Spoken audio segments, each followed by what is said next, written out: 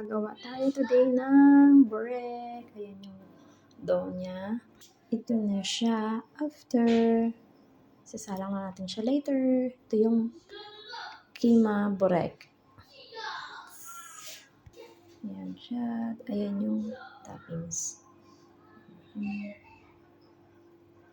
Ayan na siya.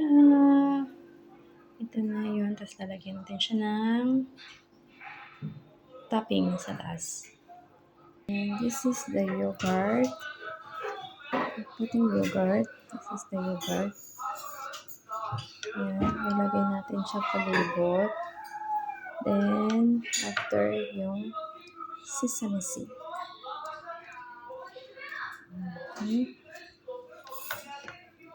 Hindi ko na siya lalagyan ng egg.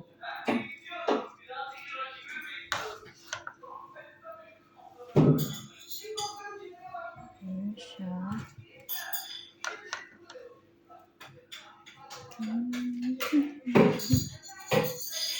Ayan na siya. Napalibutan na natin yung yogurt. Ayan, ganyan siya. Ayan, lalagyan natin siya na sesame seeds. Para sa ibabaw.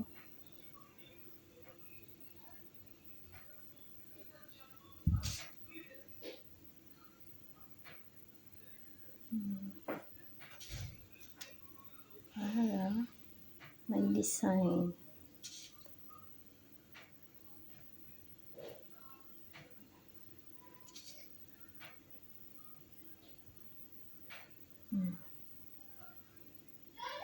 Ayan siya.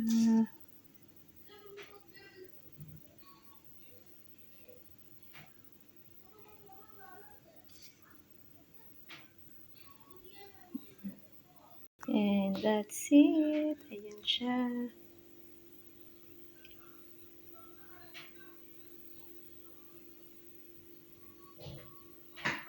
Homemade burek. Ayan sa baba. Ininit ko na natin. Init na yan siya. Sasalang na natin siya dyan.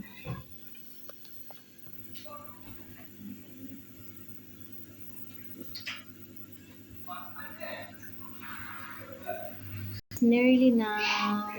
Ganyan siya. Ang gitna na lang. Hindi na lang. Siguro 5 minutes or less. Hindi na lang. Yay! Yes, this is the final. Yes. Woo! Can you see? Okay naman yung ilalim. Oh.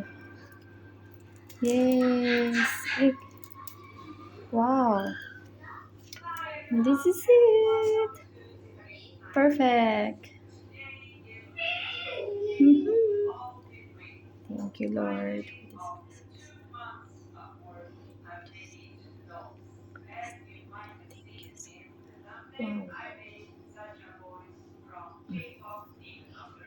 Ito yun. Ayan siya. Ito yun. Look at yan. Oh, perfect ang pagkagawa.